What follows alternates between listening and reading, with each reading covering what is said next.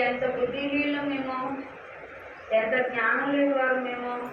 మమ్మల్ని ఎంతగానో నువ్వు శుద్ధిని చేస్తుంది, ఎంతగానో ఆశీర్దిస్తుంది. అయినా నా వల్ల మీకు మళ్ళా అవమానమే కలుగుతుంది. తన మాటను బట్టి దేవుడు అన్నాడు. అందుకే అపవాది చెప్పాడంట, ఏమో తెలుసా, నా ఏబు యథార్థమంతుడు, నీతిమంతుడు అన్నాడంటే. పిల్లల పొగుడితే ఏమవుతాయి అమ్మా? మందిరం కట్టినప్పుడు అందరూ డబ్బులు చాలా బాగా ఇచ్చారు. డబ్బులు ఇచ్చారు ఈ మందిరం కట్టిన. మరి ఎక్కువ ఇచ్చిన వాళ్ళు గబగబా కట్టలు తెచ్చిన వాళ్ళు కూడా ఇచ్చారు. అమ్మ మరి పోతేనా అన్నాను. ఏమంటారని, వద్దాం గారు బోర్డులు కట్టవద్దు, మా గురించి పేరు బయటకు రానివ్వకండి, మేము ఇచ్చిన దేవుడు ఇచ్చిందే కదా అన్నారు. ఒకసారి చదువుకుంటాలి అమ్మ అన్నాను. వాళ్ళ పేరు ఎక్కువ ఇచ్చారని ఎక్కువగా తక్కువ ఇచ్చారు కదా చెప్పలేదు.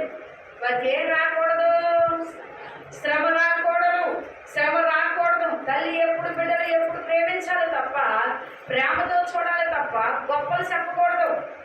గొప్ప తిప్పలు వస్తుంది, తిప్పలు శాపానికి వెళ్తాను, శాపం మరణాన్ని తీసుకెళ్తాను. అంతవరకు ఎవరు తెచ్చినట్టు? తల్లే నీ గొప్ప మాటల వల్ల. అందుకే యథార్థత నా యొక్క ఏ పని దేవుడు చెప్పేసరికి అపవాదికి లోపైపోయింది. నేను పరీక్షించడానికి వెళ్తాను, నువ్వు ఇచ్చిందంతా ఉంది కదా, చెయ్యి అడ్డం పెట్టావు కాబట్టి నేనైతే ఎల్లో గొప్పలు ఇప్పుడు దాకా ఆస్వాదించావు. అందుకే ఏ అంతగా ఆస్వాదించబడ్డాడు. ఏపుకి ఏ రోజు పాటలు లేవు దాని పిల్లలకి. అయ్యా నువ్వు వివరించే ప్రతి మాట మా చెవులో వింటుమంటాయి, మా హృదయంలో నాటపడ్డాయి కాబట్టి అవి మొలుస్తాయి. మేము ఎట్లా ఉండాలో, ఎలా నడవాలో, రాకులు ఎలా ఉండాలో, పర్వత రాజ్యానికి రావడానికి మేము ఎలా తేరుకొని నడవాలో నేను నమ్ముకున్న వాడు ధన్యుడయ్యా అంటూ మరి ఏ వాట ప్రత్యేక ఉత్తమిస్తున్నాను. ఏబుల మాటలు నిలిచిన వారందరికీ ఎలా ఉన్నదంటే, వీడు ఎంత శ్రమ పడినా వీడు గొప్పలు తప్పలేదు. గొప్పలంటే రుణాస్తాయి అయితే ఏంటి ఉన్నదాంట్లో బతుకాం అన్నారు అనుకోండి. వీడు ఊరు చుట్టూ తప్పులే, వీడికి ఇచ్చినోడే లేడు, అయినా ఇది గొప్పలు చూడండిరా అంటారు. అప్పున్నా అప్పు లేకపోయినా నీతిగా బతకగలిగిన వాడికి ఎప్పుడు మాట ఒకలాగే ఉంటుంది. అందుకే ఇక్కడ ఏబు శ్రమలో ఉన్నాడు. నాకు జ్ఞానం ఇచ్చాడు, తెలివినిచ్చాడు, నడిపించాడు. ఇన్ని ఇచ్చిన దేవుడు నన్ను శిక్షణను తగ్గించడా? పరీక్షిస్తున్నాడు. నా తండ్రి ఎందుకు పరీక్షిస్తున్నా అంటే మలినమైనది నాలో ఉంది, నన్ను శుద్ధిని చేయాలనుకుంటున్నాడు కాబట్టి నన్ను పరీక్షిస్తున్నాడన్న మాట అంటున్నాడు, కానీ వేరే ఒక్క మాట అంటలేదు. దేవుని స్తోత్రములు. హల్లెలూయా. అలాగే 29 మనం చూస్తే ఏబు మాటలు ఇక్కడ వింటాం.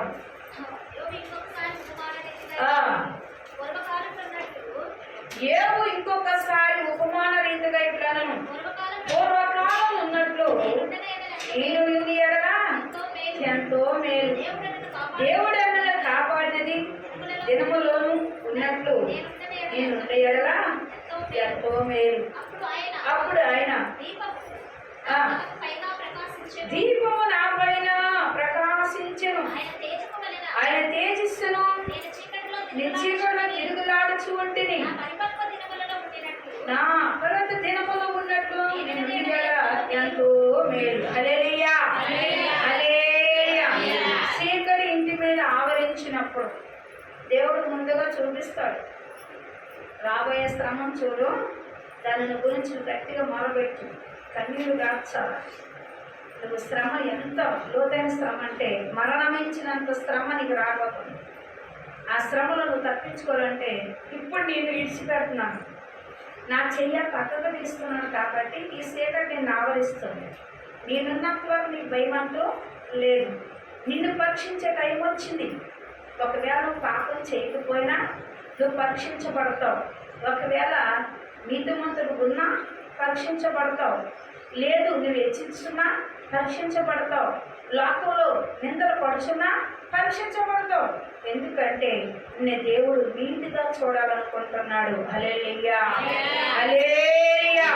అందుకే ఏమంటున్నాడు, ఇంకొకసారి ఉపమానీతిగా ఇట్లా అన్నాడు, పూర్వకాలం నిన్నట్లుగా నేనున్నాక ఎంతో మేలు. అప్పుడు నేను బాగా ధనవంతులకు ఉన్నాను కదా, శక్తిమంతులకు ఉన్నాను. అప్పుడు దేవుడు నాతో ఉన్నాడు.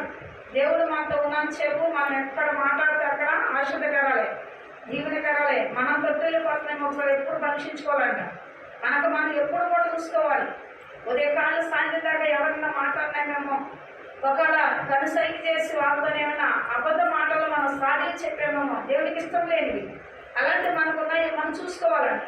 మనము చూసుకోకుండా మన ఆలోచనలు పక్కన పెట్టి ఇంకేం పడ నాకేం కదవలేదు అన్నప్పుడు వెంటనే చెయ్యాలి, వెంటనే తీసేస్తాడు దేవుడు. హల్లెలూయా, హల్లెలూయా. పరీక్ష అన్న మాట, నీ జీవం ఉన్నంత వరకు నీకు పరీక్ష. నీ జీవముతోడే ఆయన, శరీరానికి లెక్కలేదు, జీవముతోడు ఆయన. నీ జీవానికే కాపుదల, శరీరానికి అంతం ఉంది, ఆత్మకి అంతం లేదు. అది పరీక్షించి చూసి ఇక్కడ ఉండగానే పరలోకం వెళ్తుంది, తిరిగి వచ్చింది. ఇక్కడ ఉండగానే రాజ్యాలు ఏలుద్ది, ఇక్కడ ఉండగానే నీతి రాజ్యం చూసి వస్తుంది, ఇక్కడ ఉండగానే ఆత్మస్వరూపం అనేక మందిని కూడా పరిచయం చేసుకొని వస్తుంది, ఇక్కడ ఉండగానే 10 ఆత్మలతో సమాధానం వెళ్ళిపోయి అదే చుట్టూ తిప్పుకొని వస్తుంది. అలాంటి వరం ఎవరికి ఉంది? దేవదాసయ్య గారికి ఉంది. ఆయన పండుకుంటే 60 రోజులు చెప్పేవారట, ఏమని, నేను వెళ్ళొస్తాను, ఒక వారం రోజులు అందరూ కలిపోతాయి. ఎందుకంటే వరాన్ని పొందుకున్న వాడు ఎక్కడికి వెళ్ళేవారట, దేవుడు పిలిచేవాడట, దేవదాసు రా అంటే అట్లాగే అనేవాడట. మరి వెళ్ళేవాడికి మార్గం తెలుసు, వెళ్ళేవాడికి ఊరు తెలుసు. వెళ్ళేవాడికి ఊరు తెలుసు అంటే శరీరం ఎప్పుడైనా ఎడవాలని ఒక ఆలోచన ఉందా లేదా? అందుకే ఈ శ్రమల గురించి ఏపు మాట్లాడుతున్నాడు. నేను ప్రత్యక్ష పుత్రం ఇస్తున్నాను.